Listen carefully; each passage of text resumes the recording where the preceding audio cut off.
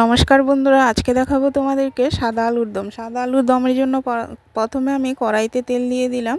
এবার দিয়ে দেবো তেজপাতা,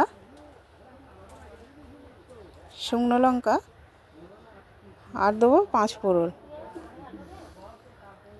এবার আলুগুলো দিয়ে দিলাম। আলুগুলো একটু লাল লাল করে ভেজে নেব।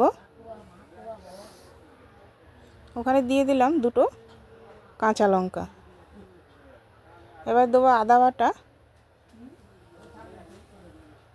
রসুন বাটা, চারমগজ ও কাজু বাদাম, পোস্ত বাটা। এবার একটু কাঁচা লঙ্কা বাটা দিয়ে দিলাম। কাঁচা লঙ্কা বাটা তোমাদের পছন্দ মতো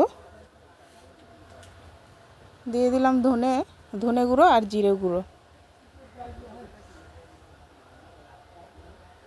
এবার দিয়ে দেবো গ্রেট করা পেঁয়াজ। সামান্য একটু জল দিয়ে আবার মশলাটাকে কষালাম। আর স্বাদ মতো লবণ দিয়ে দিলাম।